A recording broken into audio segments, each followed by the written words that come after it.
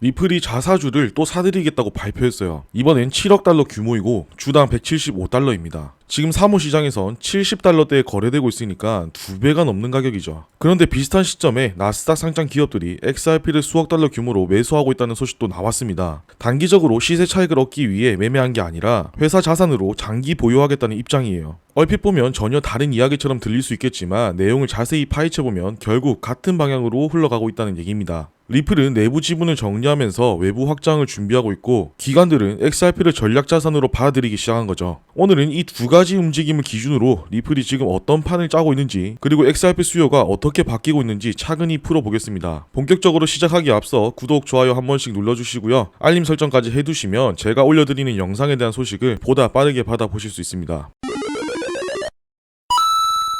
리플이 자사주를 다시 사들이겠다고 발표했습니다. 이번엔 총 7억 달러 규모고 매입 단가는 주당 175달러예요. 그런데 리플은 아직 상장을 안 했는데 주당 가격이라는 개념이 왜 나오는지 궁금하실 겁니다. 리플 지분은 그동안 비상장 주식 거래 플랫폼인 사모시장에서 거래해왔습니다. 쉽게 말해서 기존 투자자나 직원들이 보유하고 있던 주식을 개인 간 또는 플랫폼을 통해 사고 파는 거래가 이뤄졌고 그때 형성된 가격이 한 주당 74달러에서 75달러였어요. 이번에 리플이 제시한 175달러는 이 사모시장 시세 보다 무려 135% 이상 높은 가격입니다. 2배 넘는 프리미엄을 붙여서 직접 사들이겠다는 거죠. 이 조건을 보면 기존 투자자들 입장에선 꽤 좋은 기회입니다. IPO가 미뤄지고 있는 상황이라 현금화할 수 있는 방법이 많지 않은데 리플이 직접 나서서 출구를 열어준 거니까요. 리플은 예전에도 자사주를 매입한 적이 있었는데 그땐 주당 125달러였습니다. 이번엔 단가도 올랐고 매입 규모도 커졌죠. 그런데 리플은 왜 굳이 지금 이 가격에 직접 사들이는 걸까요? 가장 먼저 생각해볼 수 있는 건 지분 구조 정리입니다. IPO를 하지 않은 상황에서 내부 투자자들의 지분을 정리해두면 나중에 상장을 하든 안 하든 복잡한 이해관계를 줄일 수 있거든요. 두 번째는 기업 가치에 대한 확신입니다. 지금 시장에서 70달러대에 거래되고 있는 주식을 회사가 175달러로 평가하고 지금 시장에서 70달러대에 거래되고 있는 주식을 회사가 175달러로 평가하고 사들이는 거니까요. 직접 그 가격에 사들이겠다는 건 스스로 그만한 가치를 인정하고 있다는 뜻이겠죠. 이런 움직임은 내부 직원들이나 파트너 그리고 새로 들어올 투자자들 입장에서도 회사를 믿고 가도 되겠다는 느낌을 줄 수 있어요. 이걸로 내부 정리는 일단락된 걸로 보이고 이제는 외부 확장 쪽으로 방향을 옮기려는 것 같습니다. 결국 리플은 내부 투자자 정리를 어느 정도 마무리하면서 기업 내부 구조를 다시 정비하고 다음 단계를 준비하고 있는 게 아닌가 싶어요. 아직 리플은 IPO 일정에 대해서 아무런 언급이 없습니다. 공식적으로 상장을 추진하고 있다는 말도 없고 구체적인 시기도 공개되지 않았어요. 지금 상황만 놓고 보면 당장 IPO를 하겠다는 분위기보다는 기존 투자자 지분을 정리하는 데 더 집중하고 있는 쪽으로 보입니다. 보통 기업이 상장을 앞두고 있다면 자사주 매입 같은 행동은 잘하지 않습니다. 왜냐면 곧 공개시장에서 주가가 형성될 거기 때문에 굳이 내부에서 먼저 고가 매입을 할 필요가 없기 때문이죠. 그런데 리플은 반대로 가고 있습니다. 상장도 하지 않은 상태에서 시장가보다 훨씬 비싼 가격을 주고 직접 지분을 사들이고 있는 상황이에요. 이건 내부에서 이미 자기들이 생각하는 기업 가치에 대한 기준이 명확하다는 뜻입니다. 그리고 그 기준을 실제로 적용해서 투자자 지분을 정리하고 있는 거죠. 지금 당장 상장을 하겠다 이것보다는 그 전에 필요한 유동성 정리부터 먼저 마무리하겠다는 판단으로 보면 됩니다. 이번 자사주 매입 관련 이메일에서 리플의 재무 상태도 함께 확인할 수 있었습니다. 가장 먼저 눈에 보였던 건 현금 보유량이었는데 리플은 현재 현금만 약 37억 달러를 들고 있습니다. 그리고 회사 운영을 위해 외부에서 돈을 빌리거나 채권을 발행한 기록도 없었어요. 그 말은 즉 부채가 없다는 거죠. 그 외에도 리플이 보유 중인 XRP 자산도 꽤 큽니다. 약 410억 개를 갖고 있는데 여기엔 에스크로 물량도 포함되어 있습니다. XRP 시세로 환산하면 지금 가격 기준으로 대략 946억 달러예요. 원화로 환산해보면 약 130조에 가까운 금액이죠. 물론 이걸 전부 실현 가능한 자산으로 보긴 어렵기 때문에 시장에서는 보통 50% 정도 할인 적용해서 평가합니다. 그렇게 계산해도 약 470억 달러 이상이에요. 여기에 작년 영업이익이 10억 달러가 넘었고 올해 들어서 외부 투자도 6억 달러 규모를 추가로 유치한 상태입니다. 이런 수치들을 종합해보면 리플 주식은 주당 350달러 이상 가치를 가질 수 있어요. 이 정도 재무 상태라면 지금 리플이 자사주를 고가에 사들이는 게 무리한 판단은 아니라는 얘기입니다. 최근에 제가 비보파워나 중국의 웹버스 기업이 XRP를 회사 장기 자산으로 보유하기 위해서 투자했다는 내용을 전해드렸었죠. 이번에 싱가포르에 본사를 둔 나스닥 상장사 트라이던트가 XRP를 5억 달러 규모로 매수하겠다고 발표했습니다. 여기서 중요한 건 이걸 단기 트레이딩 목적으로 사는 게 아니라는 점입니다. 그냥 사뒀다가 오르면 파는 게 아니라 회사 자산으로 장기 보유하겠다는 계획이에요. 즉 비트코인처럼 재무제표 안에 디지털 자산으로 포함시키는 거죠. 트라이던트 측은 블록체인 기술에 대한 신뢰가 있다고 밝혔고 올해 하반기부터 순차적으로 매입을 진행한다고 합니다. 지금 당장 다 사들이는 게 아니라 시장 흐름을 보면서 단가를 나눠서 들어가겠다는 전략인 것 같아요. 이런 식으로 XRP를 회사 자산으로 인정하고 직접 편입하는 사례는 이제 단순한 테스트나 기술 시범을 넘어서서 재무적인 전략 자산으로 접근하고 있는 거죠. 기업들이 XRP를 사서 장기적으로 들고 가겠다고 하는 건 그만큼 시장 안정성과 가치 보존 가능성에 대한 신뢰가 생겼다는 얘기입니다. 요즘 들어 XRP를 장기 자산으로 보유하겠다는 기업들이 하나씩 나오고 있죠. 비트코인이나 이더리움이 아니라 왜 XRP냐는 생각을 하실 수 있어요. 가장 큰 이유는 목적이 다르기 때문인데 비트코인은 가치 저장 수단, 이더리움은 스마트 계약 기반 중심이지만 XRP는 국제 송금이나 결제 같은 실사용 중심으로 움직이는 자산입니다. 즉 기업 입장에선 실질적으로 활용 가능한 코인이라는 거죠. 특히 리플은 XRP가 실제로 쓰일 수 있는 환경을 직접 만들어 가고 있습니다. 예를 들어 얼마 전에 이야기했었던 FICC 국채 결제망과 토큰화된 채권 유통, 그리고 RLUSD 발행처럼 기업이나 기관이 직접 활용할 수 있는 구조들을 하나씩 만들어 나가고 있어요. 그러다 보니 실제 수요가 붙을 수 있는 자산이라는 판단이 나오는 겁니다. 또 하나는 회계적 측면입니다. XRP는 기관이 다뤄야 할 법적 구조나 회계 기준을 충족시키기 쉬운 편이에요. 에스크로 물량이 명확하고 유통되는 양도 예측 가능하다는 점에서 재무제표 안에 넣었을 때 불확실성이 적기 때문이죠. 제가 항상 말하지만 기업 입장에서는 단기적인 시세보다 안정적인 구조를 더 중요하게 봅니다. 지금까지 내용을 한번 정리해볼게요. 리플은 IPO는 미뤄둔 채 내부 투자자 지분을 정리하고 자사주를 프리미엄 가격에 직접 매입하면서 유동성과 신뢰 기반을 다지고 있습니다. 반면 외부 기업들은 XRP를 전략 자산으로 평가하고 수억 달러 규모로 장기 매입 계획을 세우고 있죠. 표면적으로는 리플은 자산을 회수하고 기업들은 자산을 쌓는 거니까 정반대의 움직임처럼 보일 수 있습니다. 하지만 실제로는 같은 방향으로 가고 있어요. 리플은 XRP 생태계를 안정적으로 관리할 수 있게 내부 구조를 정리하고 있는 거고 기업들은 그 생태계를 신뢰하고 자산을 배분하기 시작한 겁니다. 항상 말씀드리지만 누가 XRP를 사고 있는지 어디에 쓰려고 하는지 이걸 중요하게 보셔야 된다고 말씀드렸었죠.